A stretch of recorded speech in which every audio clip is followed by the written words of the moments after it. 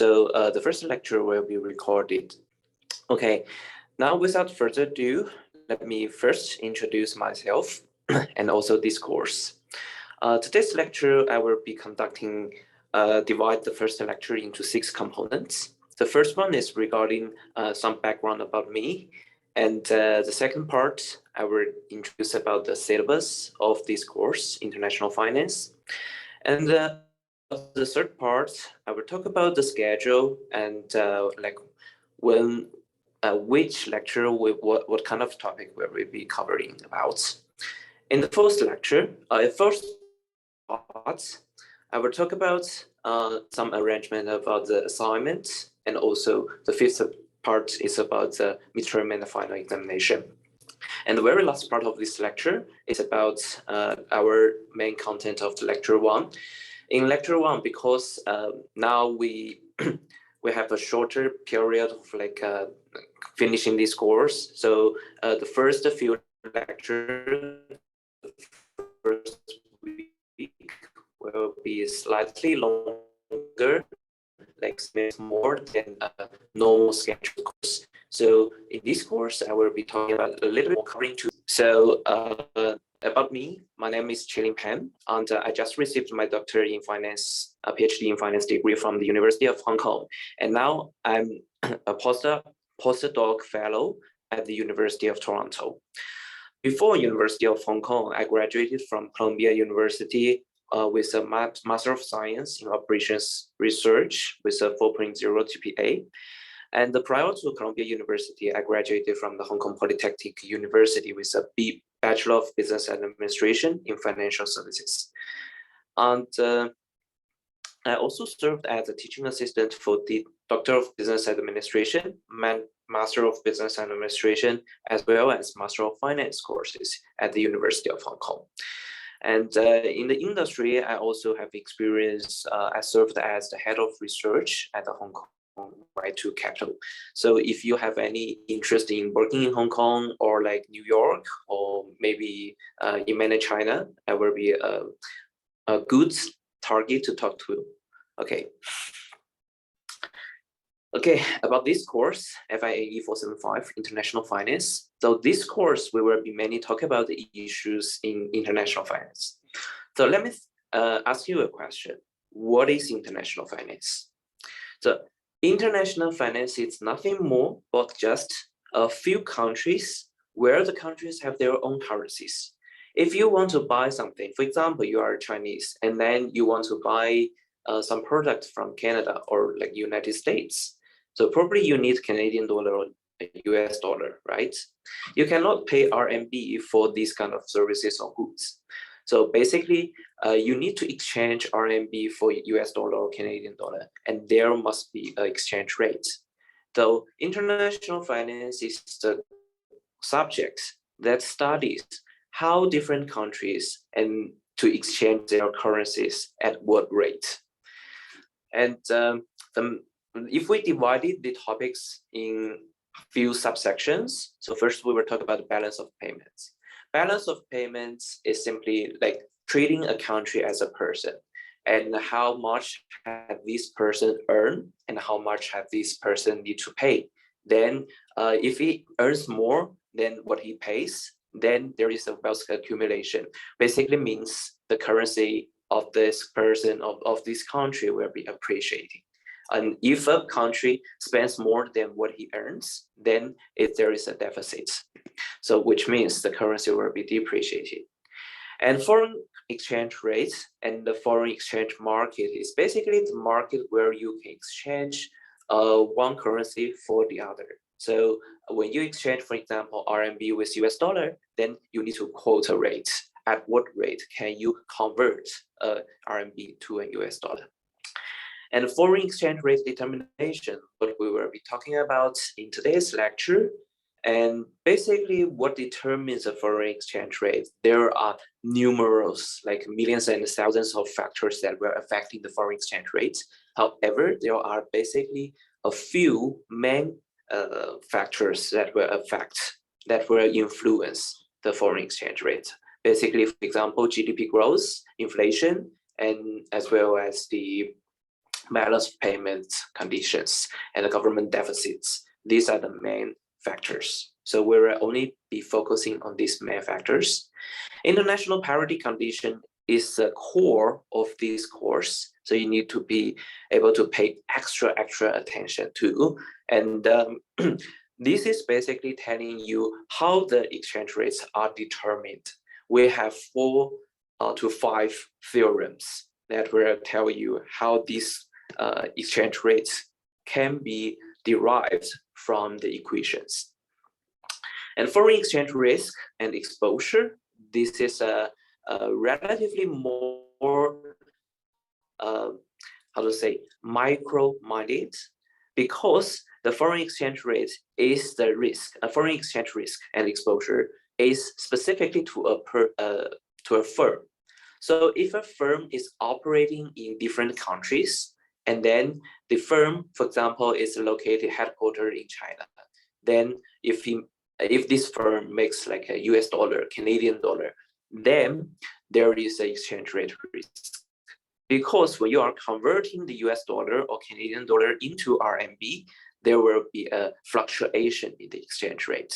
So exchange rate basically means the potential loss or gains that you may raise from exchanging a foreign currency to your domestic currency.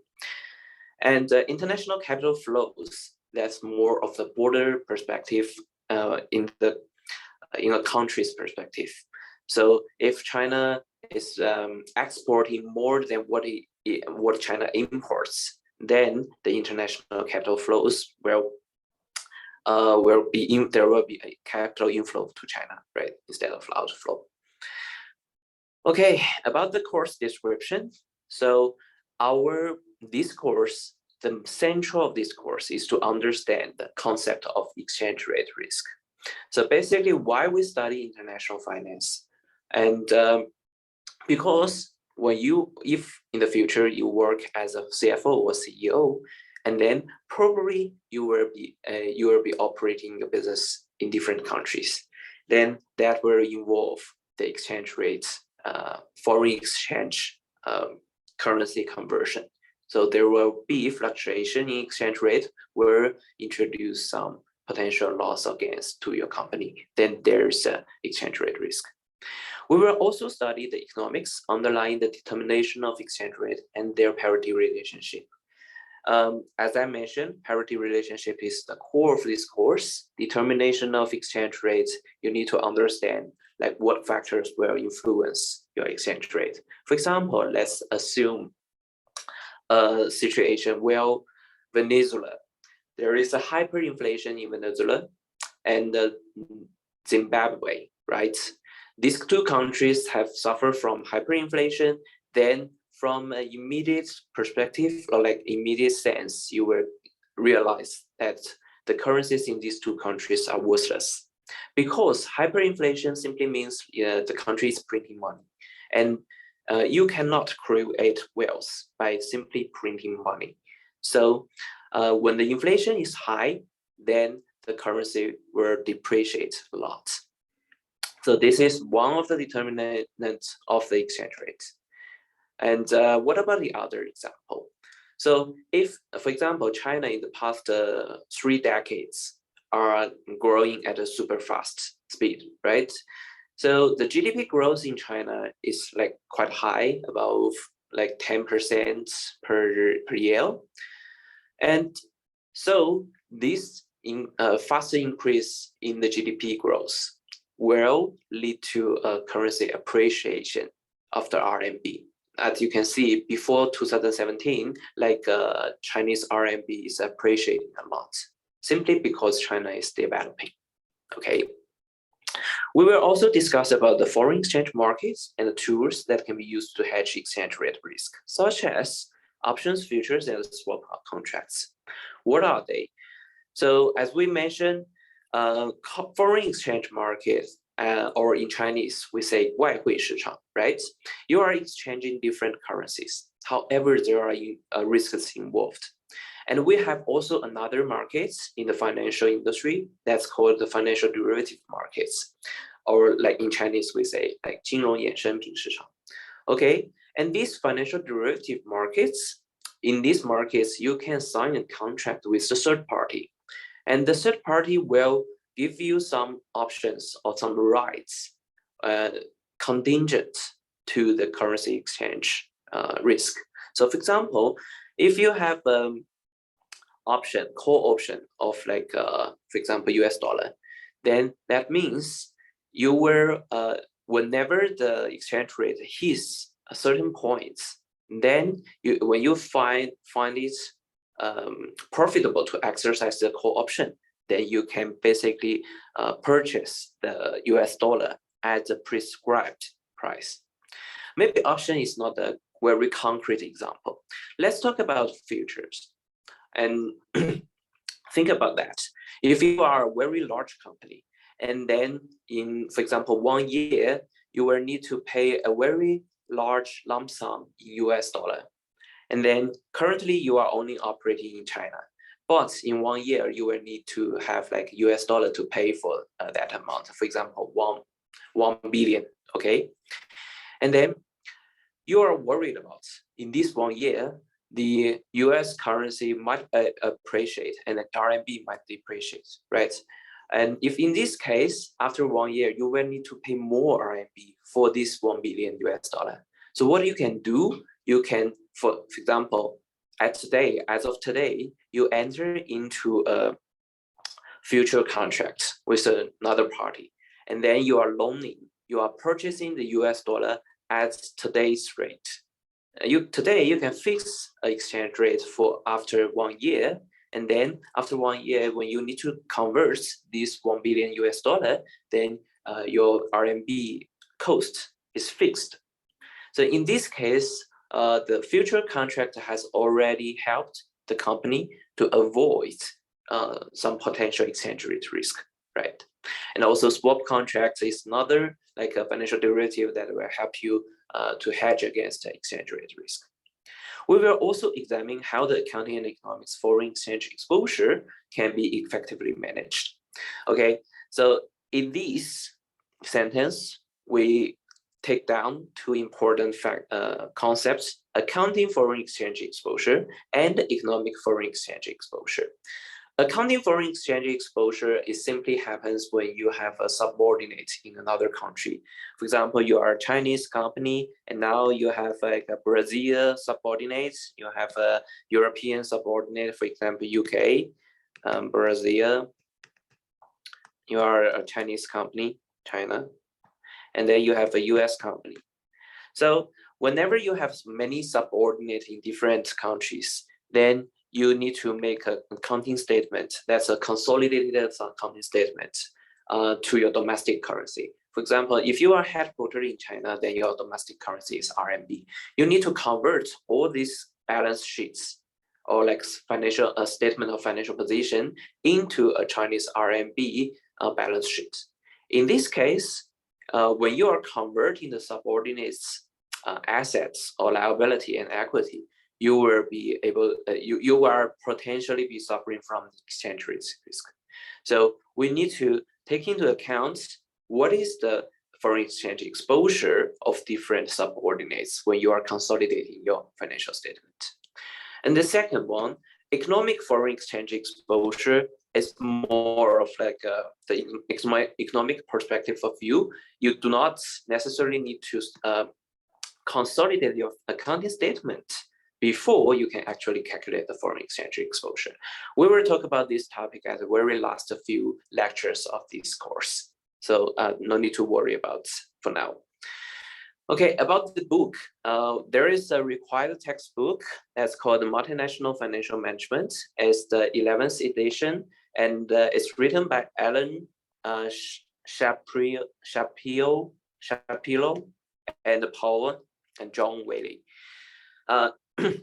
This is published by John Whaley and Sons in 2019, and this is the most up-to-date version of the textbook. Basically, there are many, like the two major textbooks. This is one of the most cited textbook. Okay, and we will be using this book for this course. The course is based on the 11th edition. Keep in mind the edition. If you happens to have like the 10th edition, 9th edition, it's okay. The difference in different editions is simply like they reorganize different chapters. So maybe the chapter 1 in no, not chapter 1, but maybe chapter 6 in 11th edition simply refers to chapter 5 in 10th edition. That's a very trivial kind of like difference. So it doesn't matter which version you have, but it's better like you have the latest version. And second, examination will only cover materials in lecture notes. So even if you do not read the textbook, it's okay, you can pass the examination. However, if you want to score high, because we have some essay questions testing about your understanding of the concepts, so probably you will need to have this textbook. And third, use the end of chapter questions for practice. And in all these kind of like textbooks, you always have like end of chapter questions. And also I will post the end of chapter question answers to you after the lectures. So if you have any question, please feel free to ask me or ask the teaching assistant for if you do not understand the textbook answer of the end of chapter questions. And our examination questions might probably be derived from the end of chapter questions or from the quiz bank. Okay, and the fourth is the full title of this book, so I do not need to recite it anymore. And the fifth question, the fifth point is contact the TA for ebook information. So if you happens to, if you want the textbook and you find it hard to find, then TA might be in a good position to help you. Okay, and about the tentative course schedule, I have made this schedule, even though this is the very beginning, or like how to say, this is a tentative schedule, so it might be subjected to change because we may not have like 25 courses in total. We after calculation, I found that we have in total like 18 courses. But of course, we in the first few weeks, for example, like in day 1 to day 9, we have in-loaned courses. So probably I will kind of like accelerate the pace and then talk about like maybe 2 chapters in 1 lecture to keep up on our tentative schedule. The first day 1 and day 2, that is today's agenda. And today I will be talking about the introduction of the international finance, and also I will cover about the day 2's topic as well, the foreign exchange market, to give you a little bit overview about what foreign exchange market is doing, like 外汇市场, what is it doing. And in the second lecture, like tomorrow's lecture, I will be talking about like lecture 2 and lecture 3, determinants of exchange rates, and also the international monetary system. And these 2 lectures are not so relevant, like determinants of exchange rates. That is basically you memorizing different factors that affect the exchange rates. And international monetary system is a little bit related to the foreign exchange market, but it's not that related. International monetary system, we will be talking about different countries, which system does it belong. So for example, in US or like UK, many Western countries, the exchange rate can be fluctuating at a very free rate. So we say they are floating exchange rate system. But in China, or like maybe Hong Kong dollar is pegged to US dollar. So for example, it is the law in Hong Kong that says like 7.8 Hong Kong dollar equals to 1 US dollar. So in this case, this is a fixed exchange rate system. So these are the 2 kind of like extremes. One is free floating system, the other is fixed system. And we have many countries that is in between. China is more like the Hong Kong system instead of like the US system, because RMB cannot be freely like exchanged. And lecture 5, day 5, we will have like a tutorial day, and the teaching assistant will help you to answer your questions. The reason we have a tutorial study day is because we will have our publish the assignment 1 by the end of day 4. So in this case, if you have any question regarding the assignment 1, if you find it very hard to solve, you have no idea how to do it, please attend the tutorial, and our teaching assistant will help you with the assignment answers. Of course, we will not give you directly the answers, but we will help you to tackle the question. And day 6 and day 7, we will be talking about lecture 4, and that's about the parity conditions of international finance and currency forecasting. And as I have mentioned, parity condition is critical part of this lecture or of this course. So this parity condition is a must, or will always be tested in the midterm examination. So please pay extra attention to chapter 4 of this book. And chapter 5, balance of payments, that's also very important, but not as important as a parity condition. Parity condition can be tested very hard because we have 6 parities and they are very interconnected together. But balance of payments is more like a memorizing thing, it's a concept. And we'll also talk about chapter 7 and chapter 8 about the foreign exchange derivative markets. And all these questions, like chapter 1, 2, 3, 4, 5, 6, 7, 8. So before chapter 8, all the lectures covered before chapter 8 will be tested in the midterm examination, and all the remaining parts will be tested in the final examination. So relatively speaking, I think like midterm examination might be a little bit harder, and a final examination, even though we will cover all the topics, we will test all the topics that is covered in this course. However, we will be paying more attention to the topics that is covered after the midterm examination. So basically, measuring the accounting exposure and economic exposure, these are the very important questions that will be tested in the final examination. And all the others, the international portfolio management, international finance, country risk analysis, these are of less importance. So a midterm will be a little bit easier than a final examination will be a little bit easier than the midterm examination. So in this case, regarding the grading of this course, we will have 3 assignments. Each assignment takes 5% of the total score. So in total, we count for 15% of the assignments. And I will also take attendance regarding the participation. So in the later lectures, when we have the online Zoom lecturing, then I will take attendance. I will take screenshots to see like if all the students has attended our lectures on time. And if you have like the interaction, you talk with me, and then I raise your questions, then I will take down like your actual performance, probably give you some bonus. But if you attend all the online lectures, then I will give you like 10% participation mark.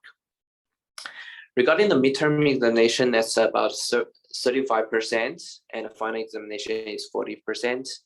And midterm and the final examination, they are taking like in total, they take about 75% of all the courses. So our course, even though we have 3 assignments and participation, but basically we still rely on your examination scores to differentiate if you are a student, a B student, or like a minor student, things like that. About the assignments, we have 3 assignments, each was 55% of the total score. And the assignments are made up of numerical questions, multiple choice, and also short essays. The assignments are open book and assignments. So you may ask the teaching assistant, you may consult online, but it needs to be done individually. Please, I do not want to see different people submitting the same assignment answers to me. Then that will trigger like plagiarism penalty, and then I will give you 0 mark for your assignment if I see like 2 students have the same answers. Doesn't matter if you are giving out your answers or you are copying someone else's answers. If I found similar answers or exactly the same answers, both of you get 0 mark. Okay, and to submit, please submit to my email address and also write down your name and as well as the topic, for example, assignment 1, assignment 2, assignment 3 on the topic of the email, so I can understand like which assignment belongs to which student. Okay, student will be given 1 week to complete and submit the assignment. Late submission will result in 0 mark for your assignment. So I don't, because I already give you like 1 week to finish your assignments. So do not submit after the deadline. About the midterm examination, and the final examination will all be conducted during our Zoom lecture, because I need to supervise you to see if anyone have done and get any extra help from others. So midterm exam and the final examination, please open your camera, and also you're not allowed to Google or to kind of like have your copy or the lecture notes on your sides. It's a closed book and timed examination. Midterm will give you 1.5 hours to finish the online examination, and the final examination will give you 2 hours to finish all the examinations. And all the midterm and the final and assignments, they are of similar kind of like they are of a similar type. So it all includes the multiple choice questions, numerical questions, as well as short answers and essay questions. Okay, so the final slide is about our tentative schedule. So because this is all the time are in Beijing time, but because the principal, when she made the tentative schedule, she doesn't realize like I will be on the plan for the first lecture. So this is the reason why I made a recording for the first lecture. And starting from the second lecture and all the way to the end, I will be delivering the online sessions for you. So if you have any questions, feel free to ask during the lecture or after the lecture. Okay, and as you see, to catch up with our week 1, because I was in math for the week 1. So starting from week 2, we will enlong our lectures for 30 minutes longer. For all the other week 3, week 4, week 5, our courses will be finished in 2 hours. But in the week 2, we will have like 2.5 hour lectures for the first 4 days. And also we have some makeup classes for during this Saturday and Sunday. And these are reversed back to like a 3 hours lecture, because it's weekends, right? So I think I assume that you probably have more time.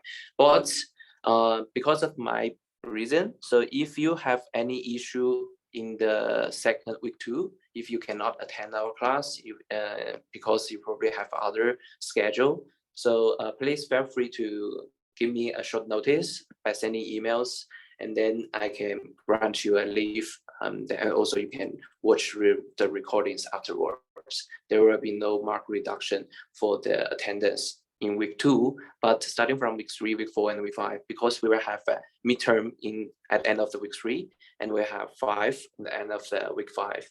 So if you these 2 lectures you cannot skip. All the other lectures, if you have some other issues to do, then send me an email and I will grant you a leave without penalty. Okay, so the next part is about the main part of our today's lecture, right? So I will talk about chapter 1 as well as chapter 6 in this part. Okay, chapter 1 is about introduction, because I assume like the international finance is the first lecture or first course that you have be able to get in touch with the multinational finance or like the foreign exchange market, right? So this is in the financial kind of like the undergraduate financial syllabus. This is more likely a standalone course because you do not necessarily need to have any prior financial knowledge to study this course.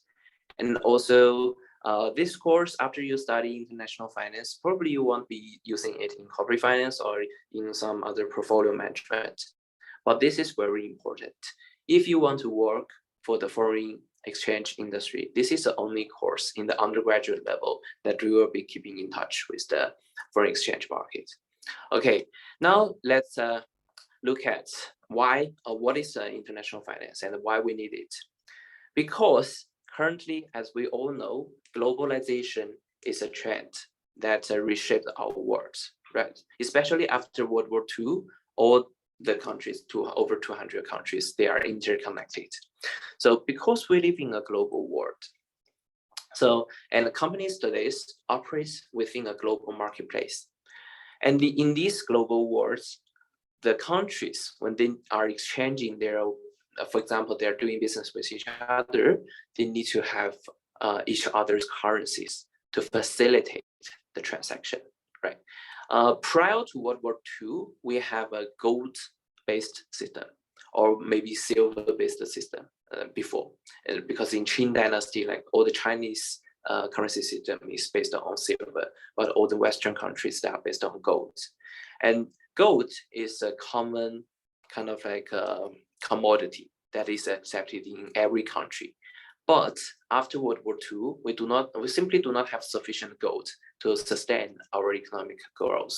So what we do is we develop a credit or like paper money system. So in this paper money system, then even though now we say that everybody accepts a US dollar, but basically the reason why we accept a US dollar for international currency is because US dollar was previously pegged to gold.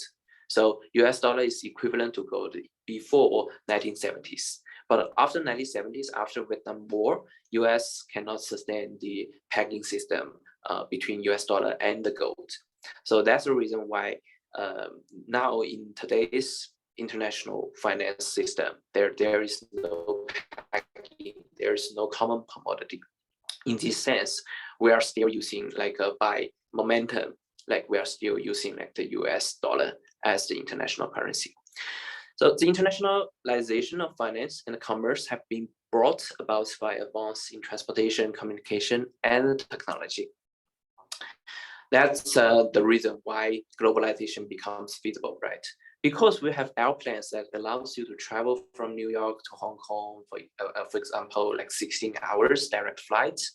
And comparing to probably few months by boats in 30, 40 years ago, then the advance in transportation enables international transaction, right? Second, communication, that's also kind of like an advantage of the globalization. That's because when you have like cell phones, you can make a call, you can WeChat, or you can like text message to people in different places in the world instantly. You don't have to wait by writing letters and wait months to get a feedback. So communication, advancement of telecommunication and also internet helps the development of international financial market, as well as technology. Basically, technology refers to the internet, and maybe nowadays 5G, and also the many other kind of like technology, artificial intelligence. These will allows the development of international finance and globalization. Economic and market around the world have become integrated and more integrated because of like globalization. So in 2007, the US financial crisis is also spreading all over the world. That is because of the integrated market of the global system.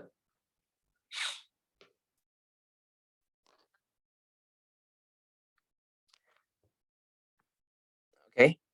Second, let's look at international finance, how these different currencies have been taking a part of the global transactions. As we know, like 88% of all the foreign transactions are in US dollars. And in this diagram, we see like US dollar simply take a dominance role in the global transactions. The second one is European, like Euro, and the third one is Japanese yen. Fourth one, GBP simply means Great Britain pounds. So that is British sterling. And all the other currencies, they are simply taking a very trivial role of the global transactions. So we know like US dollar, why we say it's a global currency, that is because of the domestic role that it takes in foreign transactions. And international business activities is not new. As we know, so now we will talk a little bit about the history. Before World War I, even like in Qing Dynasty, Tang Dynasty, Han Dynasty, like we already have like international finance, right? Because we have the Silk Road, and we can exchange Chinese tea and Chinese China to to exchange for like European stuff. However, at that time, all these transactions are finished by golds or by like silvers. They are all finished by the precious metals, because the precious metals, in particularly gold, so they are commonly widely accepted by all different peoples in different nations. However, after World War II, international business has undergone a revolution out of multinational corporations have merged. What does that mean? That is because of the development of technology, development of transportation, as well as communication. So that enables a corporation, a company, to operate in different areas of the world. For example, Coca-Cola, they simply sell their Coke all around the world with the troops, with like US troops, and then the alliance troops, right? A multinational company is a company that engages in producing and selling goods in more than one country. So long as you have a subordinate or you have another branch in another country, consists of a parental company that is located in the home country. And so because we have a parental company, and let's take a like Citibank, for example. Like you can see Citibank all around the world. However, Citibank is headquartered in New York. So basically we say Citibank is a US bank, and then the home country is United States. Therefore, the home currency for Citibank is US dollar. Even though Citibank has a branch in Shanghai, in China, or like in Hong Kong, in Japan, in many other countries, all these different branches need to convert their profits and their balance sheet into US dollar to make the consolidated financial statements. The very existence of multinational corporation is based on the international mobility of certain factors of production. What does that mean by factors of production? Because in economics, we learned that to make production feasible, you need to have like human resources, you need to have raw materials, and you need to have like many other factors of production, for example, technology, and also the capital, right? Now, with the globalization, the human resources, talented people, they can immigrate to different countries. They can have work visa to work in a different country, much easier than before World War II. And also, capital market. We have international financial markets. So Chinese companies, they can get listed in New York Stock Exchange and raise US dollar capitals. And there are many other firms that can raise capitals in other countries instead of like the home country. So that is enables the flow of capital. And also the raw materials, because we have like the shipment of different kind of like raw materials. In China, we use the coals and the minerals from Australia, right? And also we import like the woods from Canada, and we import some kind of like metals, or maybe we didn't import metal, but we kind of like get some resources, oils from Saudi Arabia. So these are the raw materials that can be transported to a country, and then China can make these raw materials into final product and sell to other countries. So that is the international mobility of the factors of production. Capitals can move all around the world at the speed of the light. Why is that? If you have the experience of transferring your money from China to Canada or from China to US, then you probably realize that it only takes about like 30 minutes to get your money from China to kind of like flow to another country. So that's super fast and super easy for the money to flow all around the world. The corporations can raise capital simultaneously in several major markets. A very typical example is Alibaba. Like Alibaba, they first get listed in New York Stock Exchange, then Alibaba will be able to raise like US dollar. And after 2020, I think, so Alibaba get relisted in Hong Kong Stock Exchange. So Alibaba now will be able to raise Hong Kong dollar. And then now it's Alibaba is also thinking about to get listed in China's A stock markets. So Alibaba will also be able to raise like RMBs in the future, right? So that is a very typical example of a multinational company. They can raise capitals in different major markets. And about the international finance, so in the book, they give you an example about the raising capital in different capital markets. For example, capital raised in London on the euro-dollar market. What does the euro-dollar market mean? That simply means the dollar that is deposited outside United States. So that means when you are in London, you can still issue some bonds or issue some like debt, and then you raise like US dollar.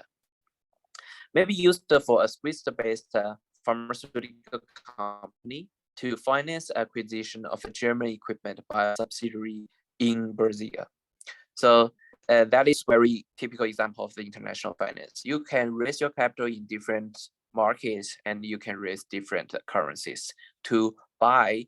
And because the reason why companies need foreign currencies is because they need to spend the currencies in another country, right? So when the pharmaceutical company wants to buy the German equipment, then they need to spend like euro, right? So they can raise euros. And the global nature of production, as we see on the book, and Apple's iPhone, they are a very typical example of international collaboration. Like iPhone is designed in California, and that's Apple's headquarters. So Apple is a US-based company, and they have suppliers from different countries: Australia, Brazil, China. China is majorly responsible for assembly, but Australia, Japan, or like South Korea, they are responsible for like camera, for the glass, for some other like advanced equipment in the iPhone. And once Apple is assembled, or once Apple is like finished, then it can be sold to over 130 countries. So that really becomes a global market.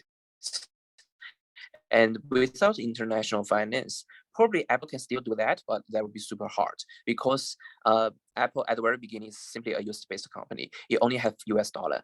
So without international finance markets, then how can Apple get the RMB and pay for the Foxconn workers in Shenzhen or like in China, right? So that is the reason why Apple can have this kind of like global supply chain is with the help of international finance. And the global nature of production, and we can also see another example that's Barbie. Barbie, like in China, in Chinese we say it's Barbie Wawa, right? So in this dual market, and it's also designed in US, California, and they have the Barbies like clothing, and also they have like assembly line in Mexico, and they have global customers. They sell 60% in North America, 21% in Europe, 10% in Latin America, and 8.5% in Asia Pacific. The reason why in China we are not so huge fan to Barbie is because of the cultural difference, and also Barbie sells at a very high price comparing to the domestic like Chinese produced toys. So that's the reason why like Barbie is not so fancy in China, but it's fancy around the globe. And the third example is the film industry. And as you can see on the right, this is an example of the 007, like James Bond, right? And James Bond, for example, nowadays the global film industry or like the global movie industry, they are encouraging like international collaboration. As we probably see, like James Bond, he's like traveling all around the world because he's agent. He needs to like save the world from the bad guys, right? So we have like James Bond traveling to Europe, traveling to like Asia, and traveling to, for example, US. Then whenever you are filming these kind of like shoots, then you will need to have the domestic currency of that filming place, right? So the global like filming industry, they also need to raise money, and they can raise money in different capital markets to finance the production of the movie. And the fourth example is the Boeing aircraft. And as we can see, the Boeing craft, the Spirit, and the kind of like the head of the airplane and the back of the airplane, they are designed in the US and assembled in the US. But these kind of like main bodies and the seats are made by many other countries. This is a very typical example of a multinational company of the Boeing. Okay, and the reason we talk about the reason why we have globalization after World War II, right?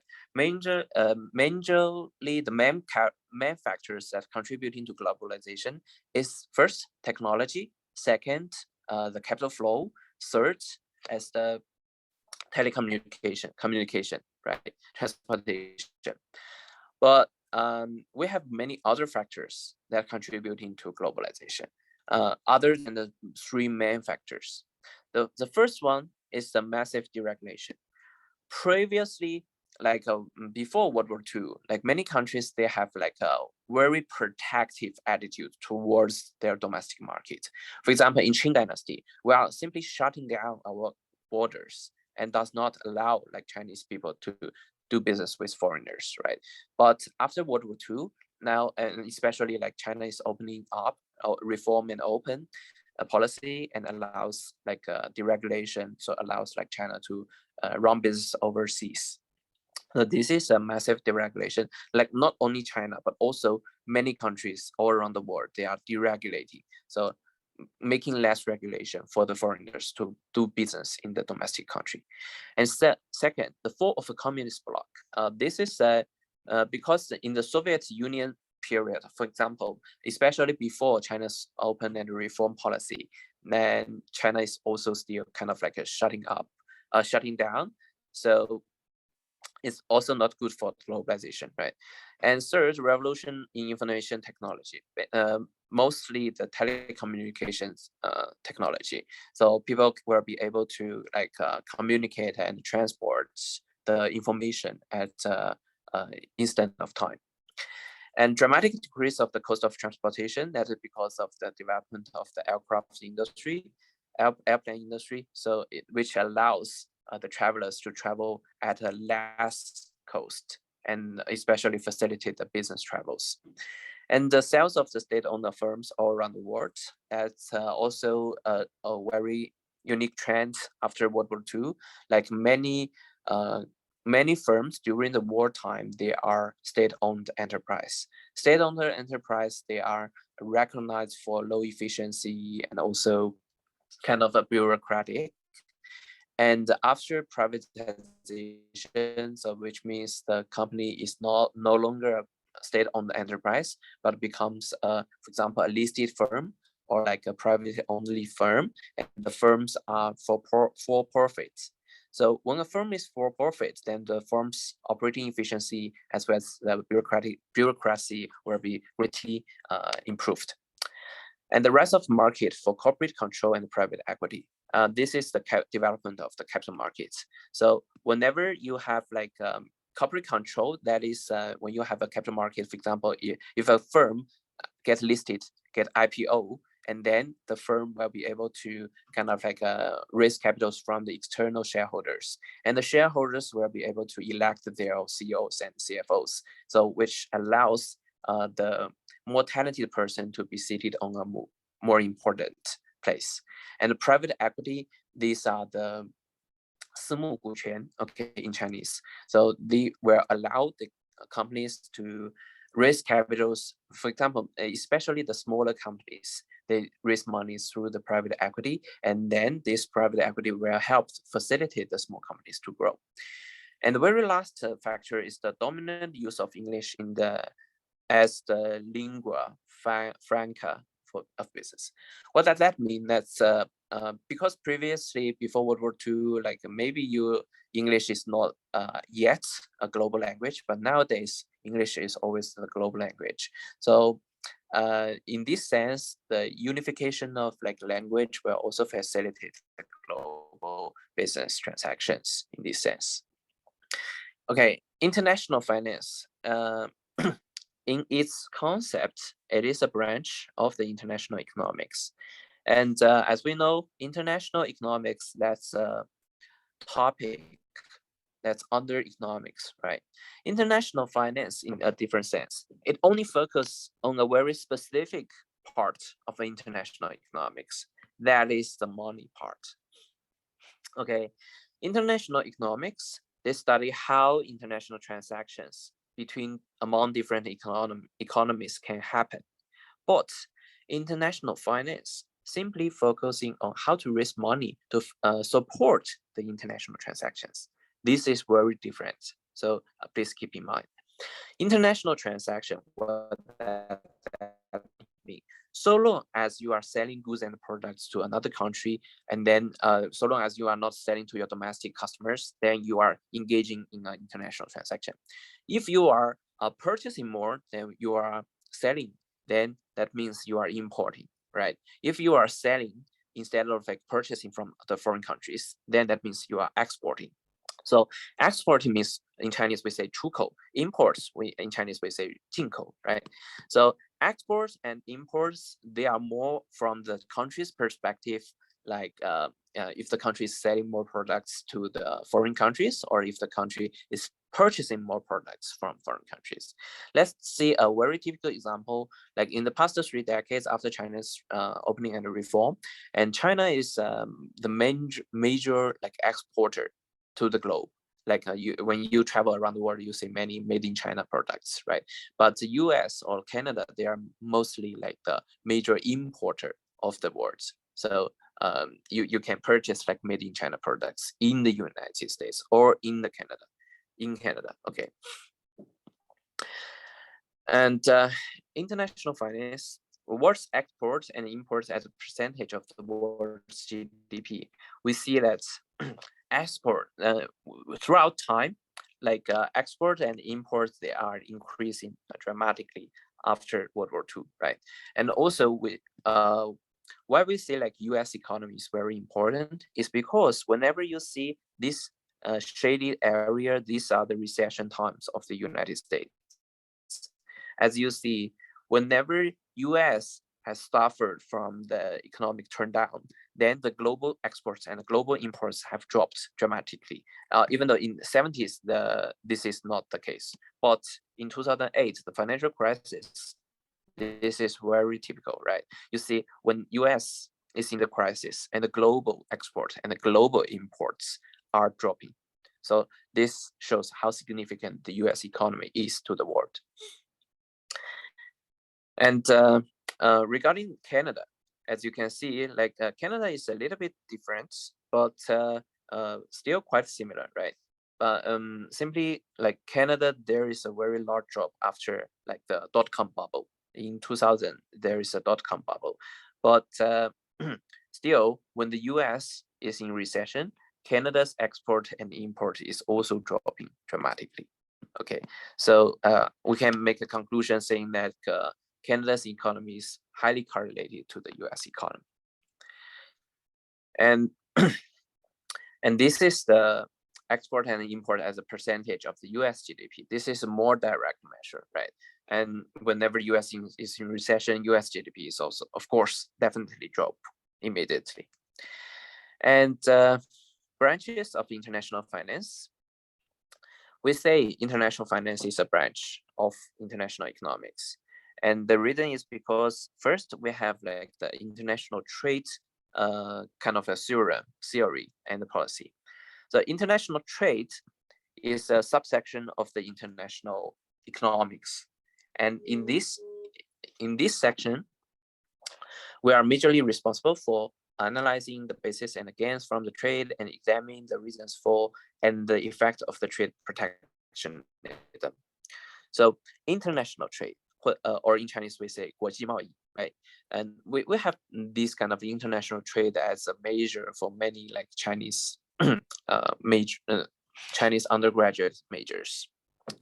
And in this measure, what does students study most? They are mostly concerning with these 5 questions. So why does nations trade with each other? This can be solved by an economic theory called competitive advantage. For example, if you are a tropical country, for example, like Malaysia, and then another country is like Canada. So whenever you want to have some tropical food, for example, banana or some durian in Canada, it's very hard for Canadians to grow this kind of tropical food, right? But it's very easy for the Malaysian to raise this tropical food. But in Canada, it's kind of like much easier to raise like tomato or like other kind of like foods that can endure the cold. But in Malaysia, probably they don't have like apple, they cannot produce apple, they cannot produce potatoes. So in this sense, instead of like producing by themselves, it's better for Malaysia to engage in an exchange or like an international trade relationship with Canada, such that Malaysian can sell the tropical food to Canada, and Canada can sell the this kind of like agriculture products or maybe like industry products to Malaysia. And then these 2 countries get better off, right? Instead of like producing by themselves, or even though like I don't think Canada can grow any tropical food at all because the altitude is quite high. And so in this sense, Canadian citizens, they get more fruits to choose from. And then Malaysians, they get some advantages from the trade with Canada. So that is why nations get involved in trade. That's because of the competitive advantage. And then second, what goods and services to trade? So this can also be answered by the competitive advantage theory, right? Because whenever a nation has the advantage in producing and in more efficient way and at a lower cost, then these goods and products should be exported. And what they should be importing are the products and the goods that is very hard for them to produce by themselves. How does international trade affect national income, jobs, and welfare? So whenever your country has more exports, then your country is making money from the foreigners, right? So which means it will create more jobs, create more welfare, and bring better national income for the citizens in that country. And how does trade restrictions and barriers affect the welfare?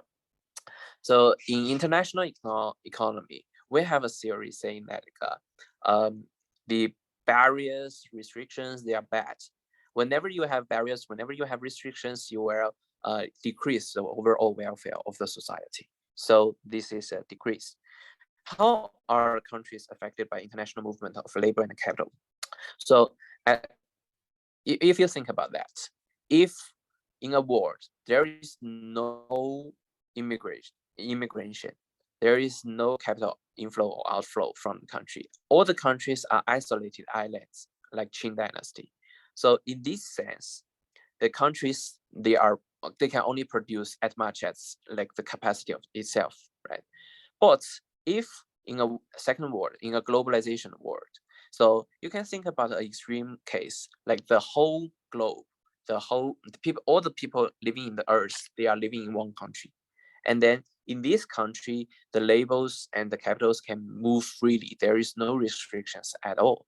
And then in this sense, would the globalized world be more productive comparing to an isolated island, right?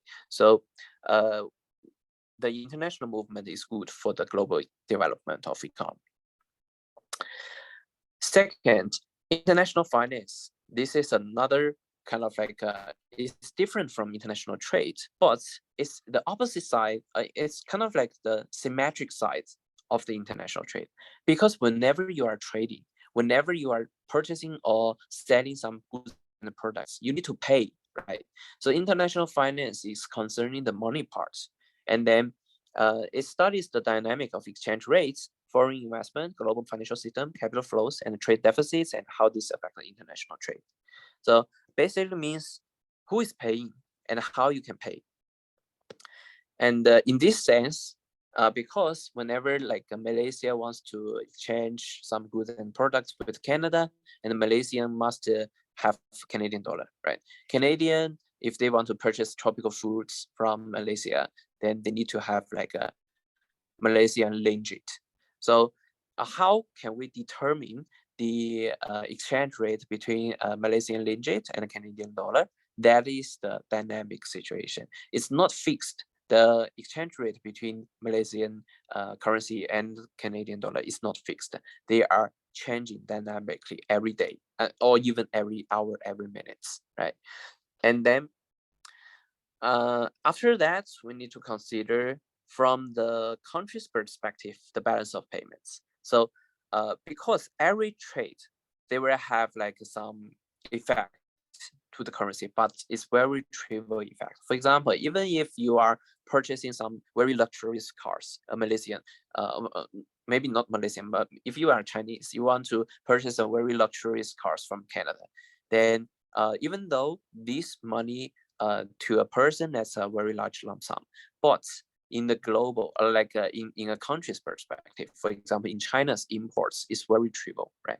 But however, if you aggregate all these transactions all together and in 1 year, then you will be able to calculate the balance of payments. And then you can see if China is facing currency deficits or currency surplus. But for most of the time, China is having the currency surplus because China is exporting more than it's importing, right? So what's the relationship between the exchange rate and the balance of payments? As we mentioned, if you have more like currency surplus, then the exchange rate of RMB will appreciate. But if you have more like a currency deficit, for example, in the United States, because US is like owning a lot of money to Chinese and Japanese, right? So whenever US debt is growing, then the US dollar exchange rate is depreciating. And what is the relationship between exchange rate prices and international interest rates? These are we will talk about it later in the determinants of exchange rates. How are countries affected by foreign direct investment and lending? What is foreign direct investment? That's like 外国直接投资 in Chinese. So as we say, like in China, we always talk about 招商引资, right? And whenever there are more like foreign direct investment, FDI, then that means the capital is inflowing to China. And then when there are more inflow of capital to China, then that means there are more people are offering foreign currencies to buy Chinese yuan, RMB. So in this sense, when you have more foreign currency, foreign direct investment, then that means your currency will be appreciating. And the foreign direct lending is the opposite of the investment, right? If you have more foreign direct lending, then that means you need to spend your domestic currency to exchange for foreign currencies, then that will cause the depreciation of your domestic currency. How effective are domestic policies given the global economy? So in a very perfect world, when there is no restrictions, and then the global economy is the domestic policies were not influence any global of the United States, and the US is leaving all the international organizations, and then there is a deglobalization trend happening in the world. So in this sense, even though that's simply Donald Trump simply makes domestic policies for the United States, however, this will still greatly impact the globalization, global economy of the world. International trade comparing to international finance, and now let's look at the difference between these two concepts.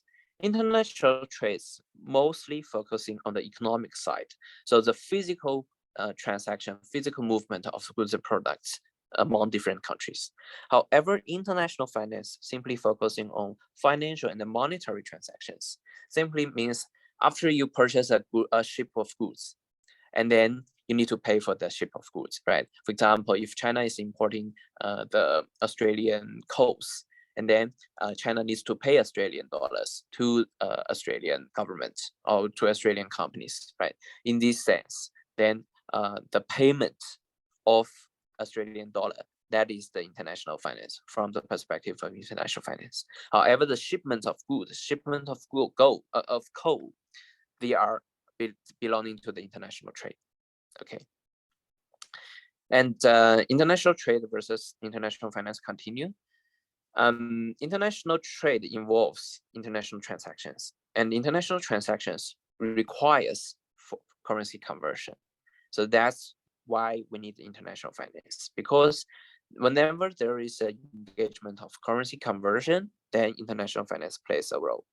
For example, a Canadian importer will generally have to pay a Japanese exporter in yen, a British exporter in pounds, and a German exporter in euros, because all foreign companies, they only accept their domestic currencies.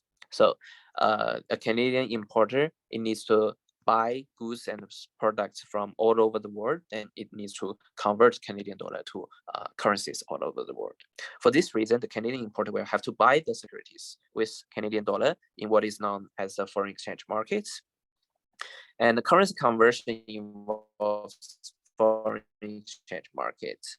International trade involves two currencies.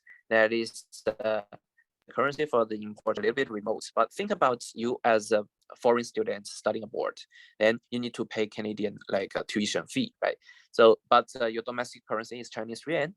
And then whenever you want to receive the education as a service, you need to pay for Canadian dollar. So to pay for Canadian dollar, if you are not working in Canada, then what you can do is you can ask your parents to exchange your RMB to Canadian dollar, and then use the converted Canadian dollar to pay for the tuition. But you cannot directly pay your university with RMB, right? So that is the reason why we need to have the foreign exchange market. Okay, why corporations internationalize? This is regarding to the concept of multinational corporation, MNC. And the reason why corporation becomes globalized corporation or becomes multinational corporation is because of the three reasons. First, a company may become a multinational corporation because it wants to find the raw materials. For example, oil is always very important, right? And the metals, minerals, these are all the raw materials that is required for manufacturing. And if you recall in history, UK, Britain, they have like the Eastern Indian Company, right? And the Eastern Indian Company takes over India and also takes over Hong Kong in the 1800 centuries, right? 18th century, 19th century. In this sense, the East Indian Company, the reason why it's established is because after industrialization, the Britain needs to have the raw materials to facilitate the industrialization, to produce goods and services. In this sense, and UK or Britain, they made a lot of like colonies to simply get the raw materials. But nowadays, even though the industrialization is the same, but the global politics becomes different. There is no colonies anymore, right? So what are people doing now? They are simply engaging in business partnership with the other countries, and then purchasing the oils from Saudi Arabia, and purchasing some minerals or like the coast metals from Australia or Canada or like United States, right? This is the first reason, to find raw materials. Second reason is to find new markets. And still, let's look back into the history. Why there is the Opium War in the 1884, right? Is 1840. This reason, the Britain wants to sell the opium, or the Britain wants to make some money in Chinese market, but then Britain's products is not competitive enough, like to beat with the closest Chinese tea. Then what Britain think about is they want to sell opium, and then they find a new market for opium, right? Like in China, but the opium was mainly produced in India. Then this is also a main reason why like the companies want to have like to run globally, run in foreign countries, because they want to have like foreign markets. Now let's look at a more recent example, like Apple. Before 2008, I don't think like Apple have any Apple store in China, but after like 10 years, they have an Apple store in like Shanghai, they have an Apple store in Beijing, have an Apple store in Shenzhen, right? The reason why we have so many Apple stores is because Apple wants to sell their iPhones, their equipment to Chinese market. So that is another example of the multinational company. The third motivation for running business globally is because the company may want to reduce costs. Why a company can reduce cost by moving globally? Let's think about Nike as an example. So previously, Nike is if I remember correctly, Nike is a US shoe manufacturer, right? And also Adidas is a German shoe manufacturer. And then these two companies, they are originally like they are made in US, made in German, like this kind of products. However, after like 10 years or 20 years, you gradually realize Nike shoes and Adidas shoes, they are manufactured in China. And more recently, like when you look at your Nike shoes and Nike clothes, you find it's made in Malaysia, made in Vietnam, made in Philippines. The reason why we have so many like different manufacturers for Nike and Adidas is because these garment producers, they are always trying to find cheap labors, and they are always trying to find cheap sources of the materials, cottons, for example, to produce their goods and products. So because China's salaries is becoming higher and higher, and then it's less cost efficient to use Chinese laborers, Chinese workers to produce Nike shoes. So instead of like sticking with the suppliers in China, Nike simply find an alternative supplier from Vietnam, from Malaysia and Indonesia, and then to lower the production cost. So these are the main three reasons why corporations go globally, become some multinational corporations. Okay, the potential gains for corporations to go globalization is because first, they can access to items not available domestically. For example, skilled labor, talents, language, skill, etc. Right? Then still take Nike as an example. If it opens a shoe factory in Vietnam, then you have very cheap labors. You probably pay about $200 per month, then they will be super happy. But in US, you probably pay $2,000 per month, then the US worker is still not happy, right? So that's the reason why they can access some resources that is not available domestically, and access to lower cost of products. And for example, in Vietnam, they have many cheap, for example, cottons. They have many cheap like ox, or like this kind of raw materials that's required for producing the clothes, right? And access to lower raw materials and inputs, access to greater product variety, and increased sales and revenues.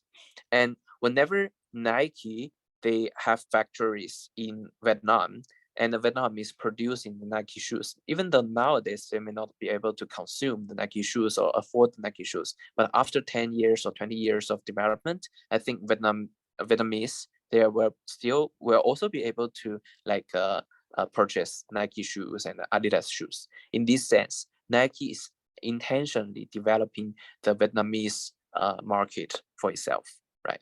So these are the potential gains for cooperations, globalization.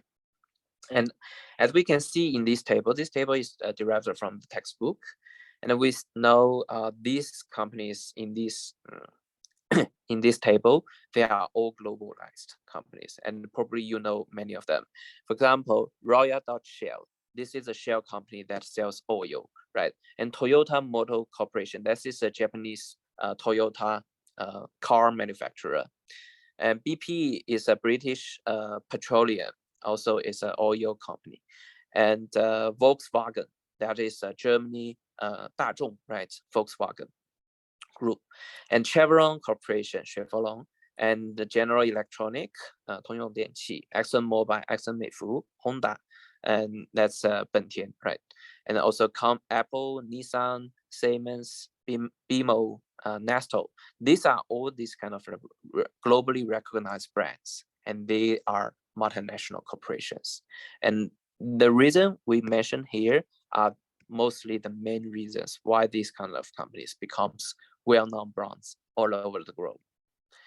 Okay, then how can a firm becomes multinational companies?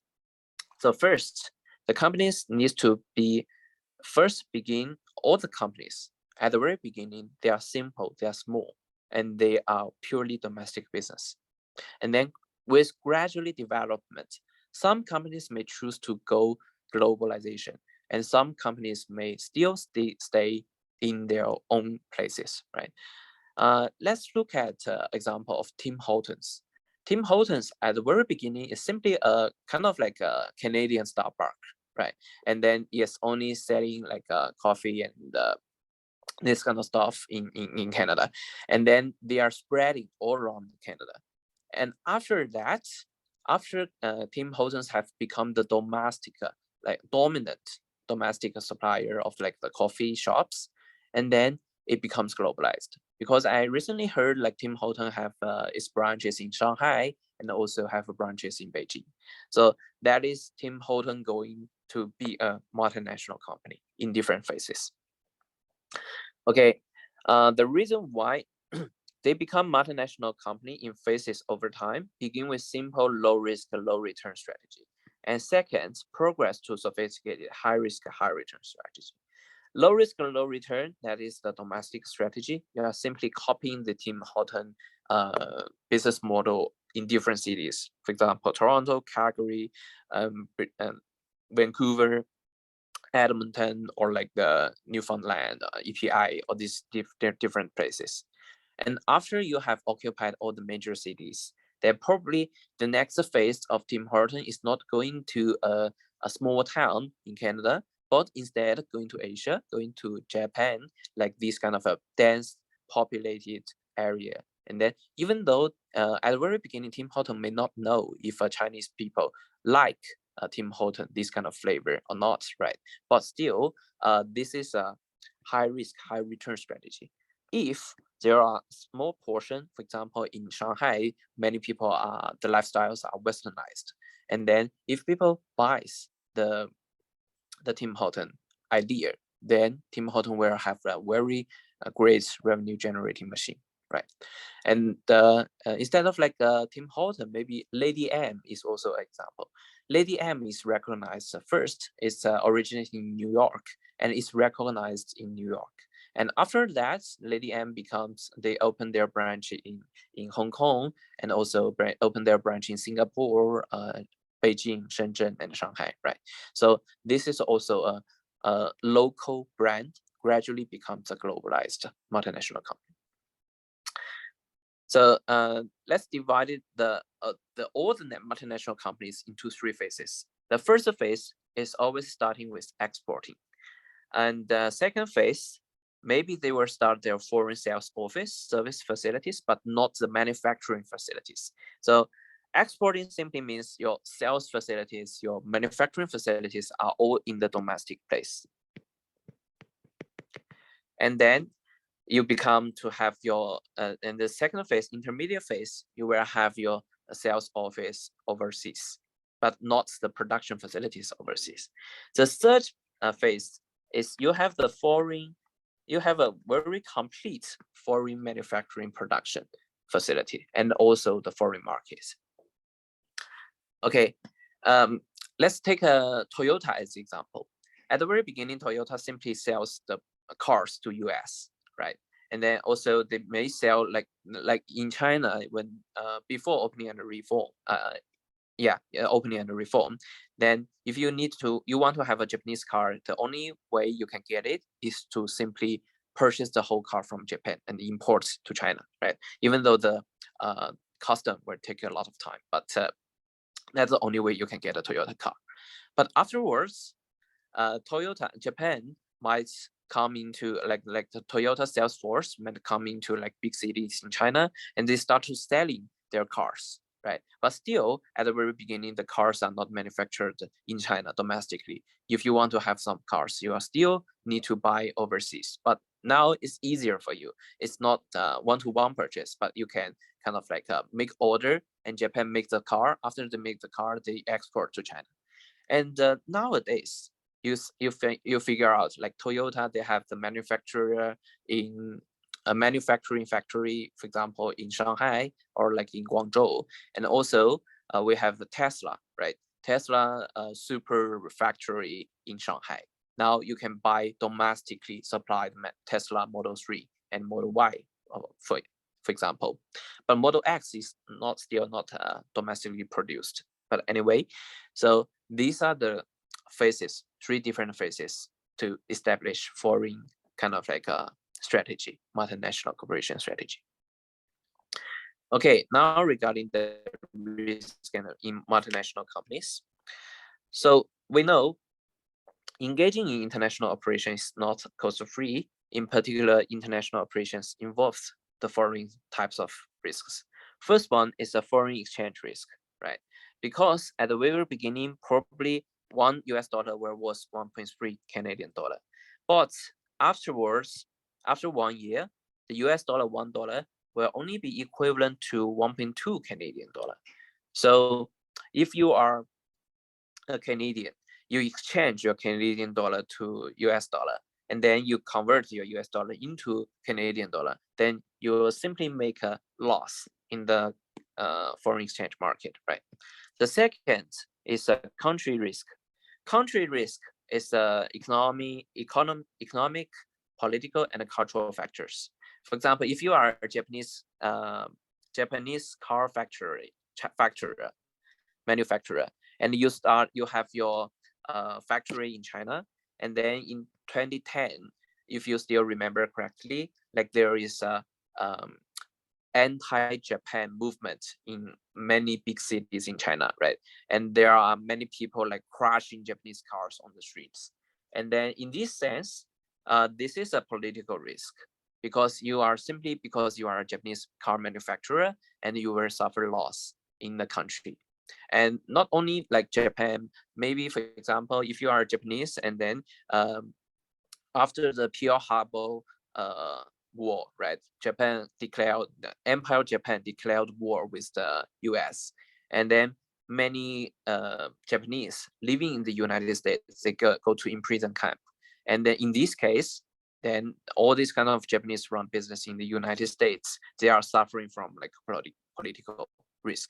Okay, this is a second risk. And the third risk is a financial risk.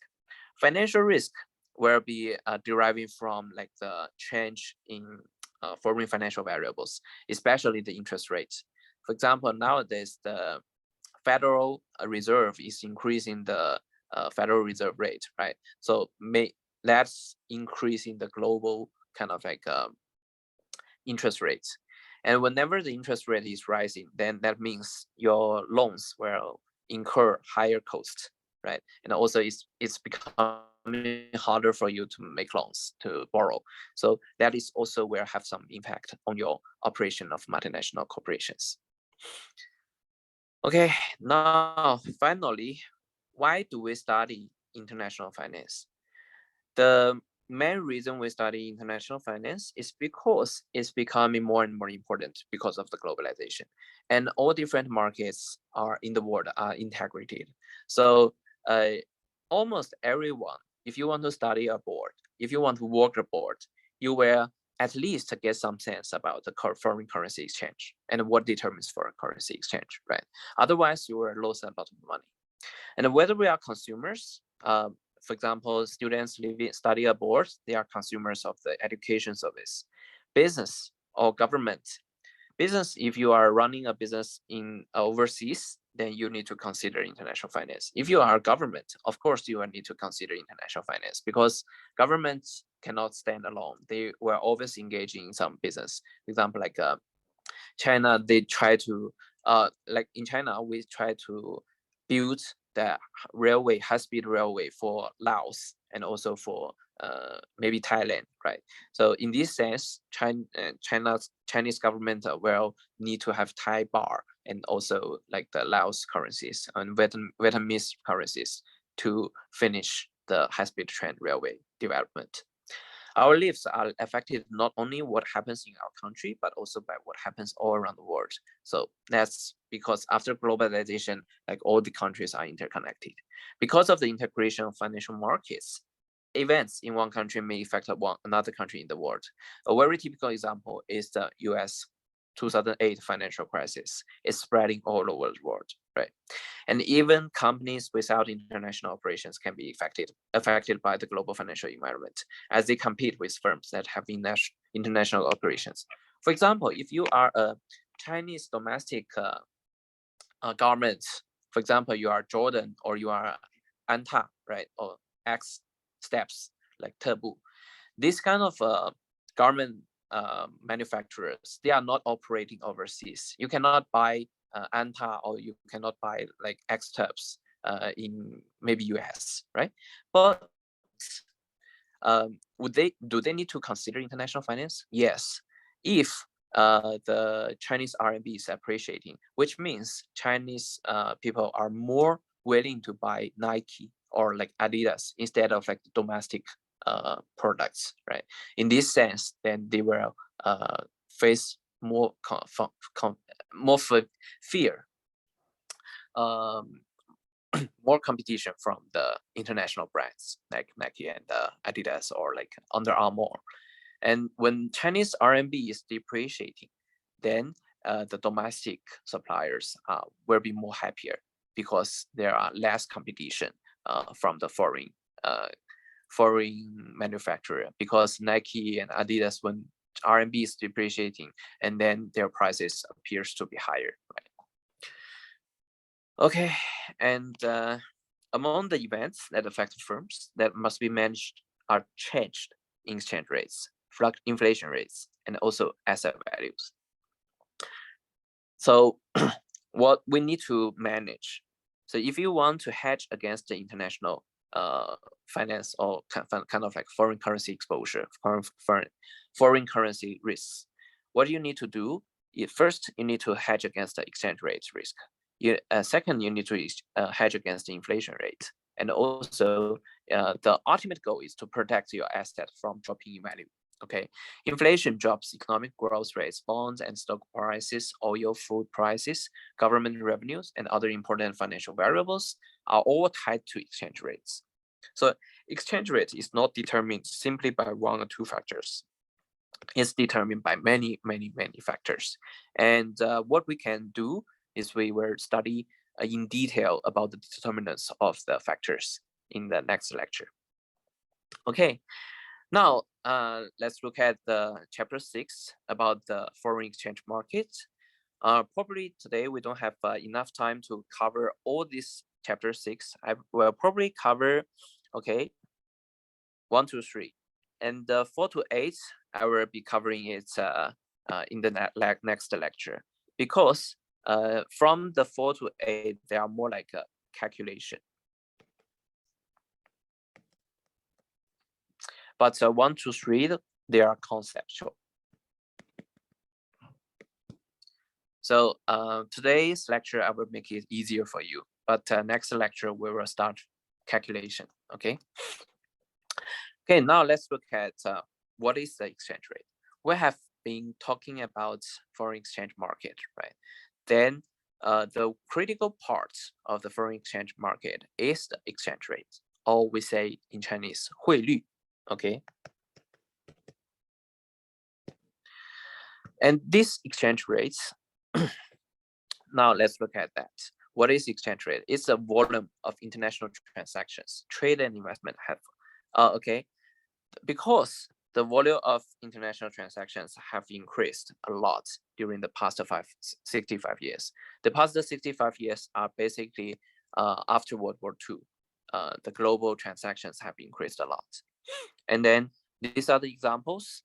Every year, the imports, exports of goods and services by the US accounts for 12% of its GDP. For Canada and many other like smaller economies, they cannot produce many of the products and the services they cannot produce by themselves. So what they need to do is they are relying on international transactions. So that's export of goods and services accounts for over 30% of the GDP. And in Germany, it accounts for 47% of the GDP. That is a very significant part of the economy, right? So for these exchanges to take place, currencies must be exchanged. As you can see, Canada, and they are selling over like 30% of the GDP to overseas. So what that mean? That means for US, the major business partner for Canada is US, right? For US, if they want to have like a Canadian foods or they want to have a Canadian oil, then they need to exchange US dollar for Canadian dollar. Then that means the currencies must be exchanged. For example, Canadian importer will generally have to pay Japanese exporter in yen, British exporter in pounds, and German exporter in euros. We have already seen this sentence before, right? So a Canadian importer, how can he or she get yen, get Japanese yen, get British pounds, or get the euros? They can only get that from the foreign exchange market. Okay.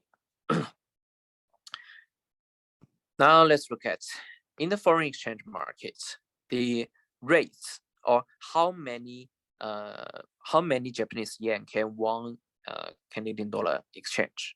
This rate is determined by the foreign exchange market. Okay, the price at which national currencies are traded is called exchange rate, and we use small letter e, lower letter e, to represent the exchange rate. Exchange rates, E is the price of one currency in terms of another, because all the currency exchanges, they are come in pairs. Okay, so you will always need to have two currencies, and then you will have the quotes for the exchange rates. You cannot just quote one currency for the exchange rate. So in this sense, you are simply, for example, if you find it very hard to understand the exchange rate, don't worry. You can simply regard, for example, Chinese RMB as what? As a rice, right? Okay, and you can regard like Canadian dollar as what? As maple syrup, right? So how can we exchange RMB? How can we denote RMB with Canadian dollar? The E simply means how many RMB for one. So nowadays is 5.2 RMB per Canadian dollar, right? So if you find it very hard to understand, then you can think about like that. We need 5.2 rices to exchange for one maple syrup. So this kind of like a price, even though we say it price, is simply like barter. Like you are exchanging some goods for another goods, right? And then you are pricing one goods in terms of the other, how many, the amount of another goods. Okay, so exchange rate is a price, even though it's simply a ratio, but it is a price.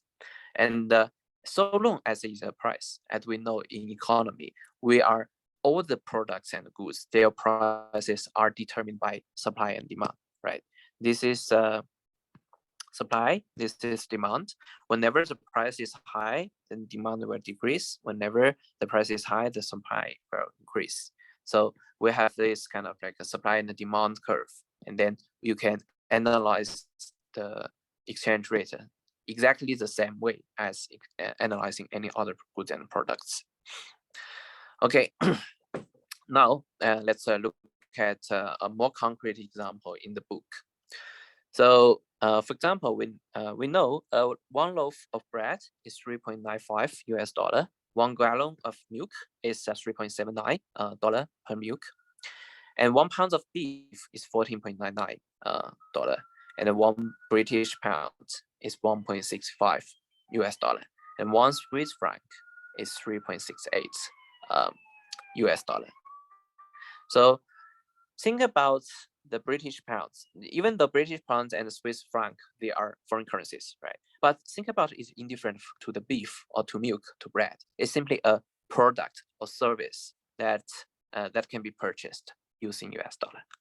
Okay, so this is also simply price of the foreign currencies. So now let's look at example 1. If the exchange rate of the US dollar in terms of the Canadian dollar is 1.2548, then that means 1 US dollar you can exchange for 1.2548 Canadian dollar. And how can we read that? We read it as the price of a US dollar for one US dollar in terms of the Canadian dollar is 1.2548. Okay. And regarding the example 2, if exchange rate of the pound in terms of euro is 1.1631, and then we can write it as what? As 1 British pound equal to 1.1631 euro, which reads to the euro price of the pound is 1.1631. Most currency exchange rates are quoted out of 4 digits after the decimal places. So that's the reason why we have 1.631. Even though the actual rate, if you are actually dividing this, you probably find it has longer. It cannot be fully divided, but we will only keep 4 digits. This is the kind of like the tradition in the foreign exchange rate markets. So we will not extend the digits too much. We will only keep 4 digits. And we can find the price of the euro in terms of the pound as the reciprocal of the price of the pound in terms of the euro. What does that mean? That means, so nowadays we know 1 British pound will be equal to 1.1631 euro, right? So now what we want to do, we want to see how much British sterling can we exchange for 1 euro. So what we need to do is we need to use 1 divided by 1.1631, and this is our 1 euro equals to 1 divided by 1.631, and this is the called in English we call reciprocal, right? Reciprocal, simply in Chinese we say 导数. Okay. So why we have this is because if you times both sides, if you use this 1 British sterling equals to 1.1631, and then it will be equal to what?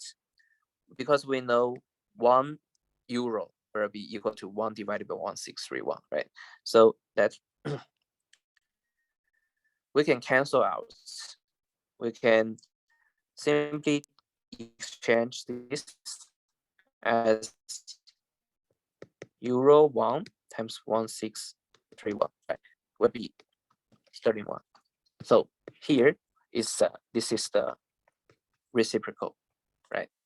Only if this 1 euro will be equal to 1 divided by 1.631 sterling will make this equivalent happen, right? So that's the reason why we have this reciprocal relationship. And if you, after your calculation, you will find out. So 1 euro will be equal to 0.8598 sterling. Even though if you actually if you divide it using your calculator, you will find out it's actually you have more digits than the 4 digits, but we will only keep 4 digits here. Okay, now let's look at what is the exchange rate. Some more examples. So Canadian dollar divided by US dollar exchange rate. What is that? That's $1 US will be equal to Canadian dollar 1.25848, right? We can also express it as Canadian dollar 1.2548 divided by US dollar 1. Okay, both representation is okay, but this makes more sense, right? This US dollar 1 equal to Canadian dollar 1.2548. Because there is the equivalent sign, then you find it's much easier to memorize. However, in your examination or in the daily life, when you see some quotations, you will always see this kind of symbol. Then you will need to think about it like that. In the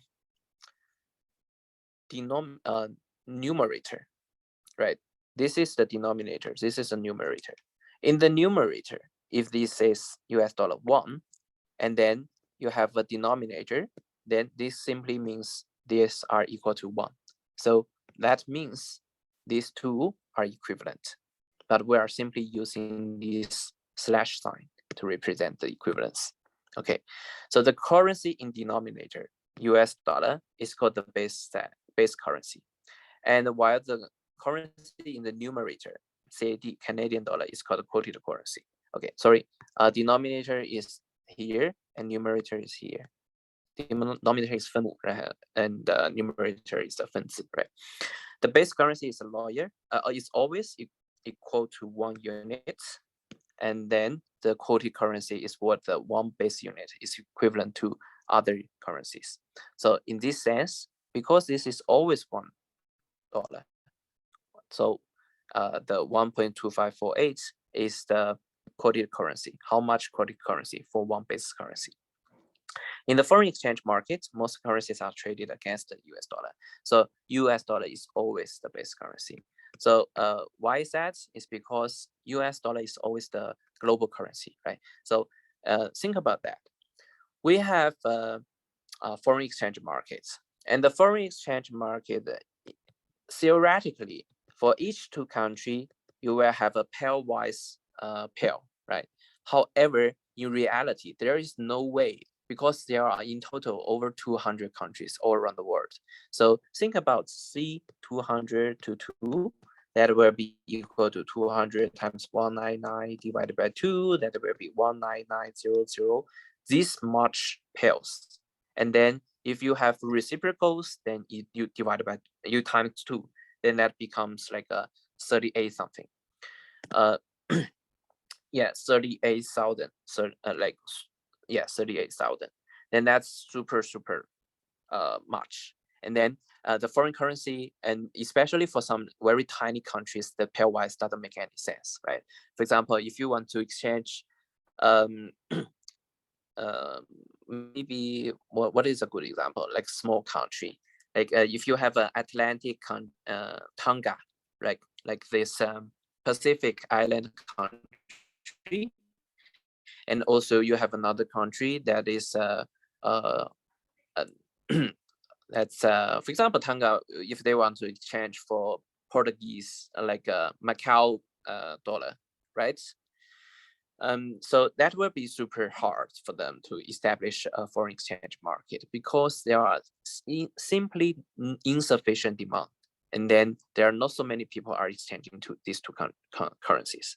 So in reality, what we do is we are linking all these kind of different currencies to US dollar, and then you can use this Tonga currency to Macau through US dollar. First, you exchange your Tonga currency to US dollar, and then you use your US dollar to exchange to Macau yuan, right?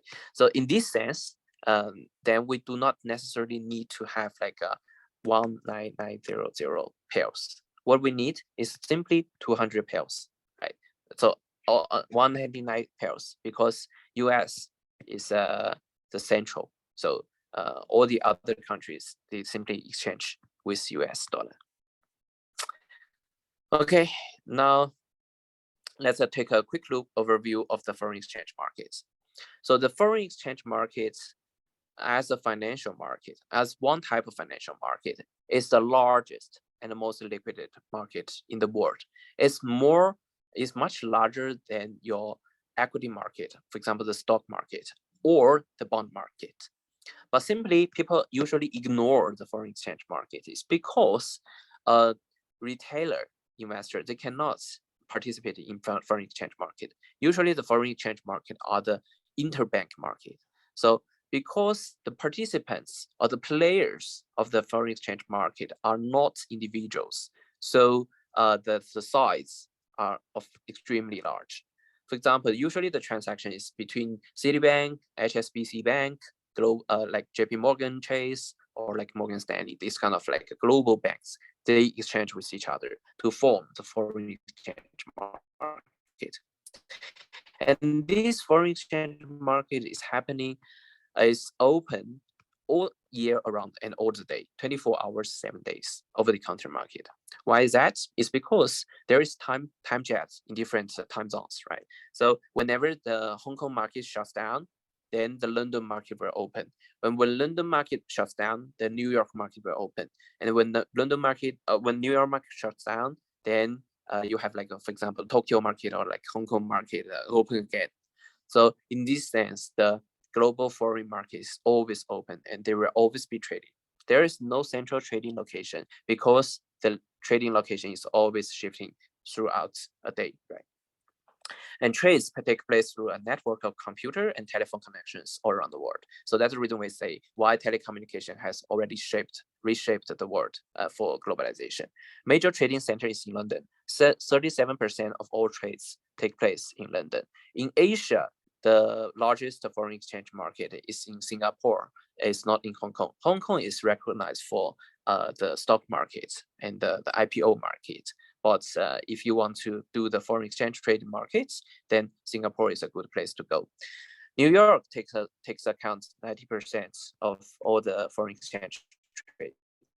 But London, why is London? It's because of the historical British Empire. So almost like half of the lands belongs to British Empire. So they are kind of like take the majority trading of the foreign exchange. And the most popular traded currency is the US dollar. Even though New York only accounts for 90%, but US dollar is still the dominant currency in the foreign exchange market. As we see, they account for 88% of all the transactions, right? 85% for now. And most popular traded currency pair is US dollar and euro. Because US and the euro have these are the two largest economy, not largest, but kind of like two dynamic economy in the world, and they are kind of like super close. So US dollar and euro, they are exchanged a lot, accounts for 23% of all the trades. And US dollar and yen, they are second at 70%.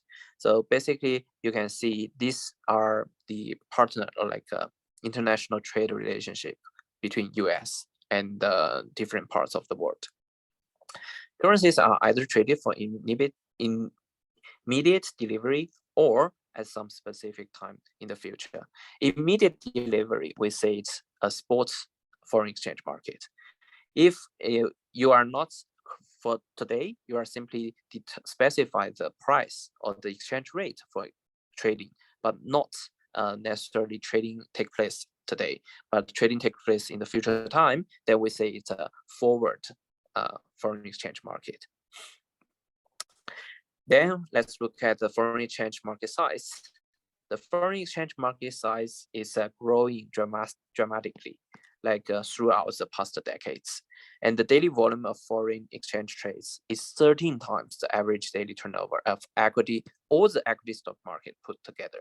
Remember, this say all the equity stock market means if we aggregating all the stock market all around the globe, the foreign exchange trade every day, they are trading 13 times, much more than the stock market transactions. And if we look at the most traded currency pairs, we mentioned like US dollar and the euro, they account for 23% of all the transactions. US dollar and Japan, they take accounts for 17% of all the transactions, and US dollar and UK, they accounts for 10%, about 9% of all the transactions. But with China yuan, like US dollar only, US dollar and China yuan exchange only accounts for 3.8% of all the transactions all around the globe. Okay, and the remaining part I will be covering is in next lecture, and this is today's lecture. And thank you for your time, and wish to talk to you soon in tomorrow's lecture. And this is our syllabus. Let me quickly go through this syllabus to get you some understanding about the rundown of our discourse. So this course is offered by Central China Normal University in the 2022 summer term. Its course code is FIN475. The title of this course is called International Finance. And this course is majorly wants to help you to understand the basic issues and principles of international finance about the global financial environment and the foreign exchange theory, markets, global foreign exchange exposure, financing the global firms, and the foreign investments. So there is prerequisites, that's corporate finance and financial management, but it is recommended, but not kind of a must. The reason why we recommend you have the corporate finance background is because it enables you to stand in the shoes of CEO and CFOs to look at the international finance foreign exchange. But don't worry, if you haven't studied corporate finance, it's also okay. Like this course is a standalone course, as I have mentioned. Like you will not necessarily need to have prior financial knowledge to understand international finance. The required textbook, as I have mentioned, this is the title of the book, and you can also find it through the ISBN code. The language of the instruction is always English, but if you have any questions, you can ask the TA with course. I will only kind of like do a little bit of translation if I figure out the concept might probably be a little bit confusing. Then I will explain the Chinese to you. And then course prerequisites, that's intro to finance. That's a very basic, like finance 101, very basic finance course. And we will require you to attend the course. And if you miss 20% of all the lectures, so 1/5 of the course, then we'll void your scores. You will be automatically receive a fail from this course. But if you have an excuse, or if you have already asked for a petition, then if you are granted for a leave, then you will not be marked like absent. Okay, and so for each missing, then we will deduct some mark from like your attendance. And teaching methods, we'll be teaching using PPTs, and also I would strongly encourage you to participate in our in-class discussion. And it's much fun, much easier for me to conduct lecture if we have interactions instead of me talking all the time. Okay, and grading policy, you will receive an A mark if you have like a 90% or above, or you will have like a A- for 85 to 89, and you will have B+ to 82 to 84. You will have B from like 78 to 81, and you will have B- to 75 to 77. If you finish all the assignments and midterm, the final, if I figure out you are really paying attention, you devoted your efforts, I wish like I have all the students have a B- above. But if you are like, I see that you haven't learned anything, and then probably you will receive like a C or D. Okay, but I don't like failing students. Okay, and evaluation plan, and this I have already covered. Like the assignments take accounts for like 15%. This is important, but not that important. And still, I suggest you to finish all the assignments by yourself. And there is no tolerance for plagiarism or like copying each other. And the participation accounts for 10%, midterm 35%, final examination 40%. The tentative course schedule I have already shown on in the beginning of the lecture, so I will skip this. University policy. Basically, the evaluation plan and the course outline will not be changed. This is already fixed. And course evaluation at the end of the lecture, you will receive an evaluation form, and you can give me some feedback. And also, even before the evaluation period, in the meantime, if you have any question or you have any recommendation regarding the pace of the lecture or regarding some concept of the way I conduct my lecture, then please feel free to tell me. And about the grade review, if you think that the TA or I have graded you wrongly, mistakenly, then you feel free to send me an email to book a grade review. And results of evaluation, you will receive the results of the evaluation, like your final grades after the end of lectures within 2 weeks. And there is still cheating or find you plagiarism, and then the minimum kind of like penalty is to void, like you receive 0 mark for your cheating and for your plagiarism. If I found like this is a serious problem, and then basically you will fail the whole course. About the academic integrity, this is required for all the students, and there is no tolerance for academic disintegrity. So you will need to you can look at it later when you come back home. So this is the end of the first lecture, and I wish to see you in the second lecture. Okay, thank you.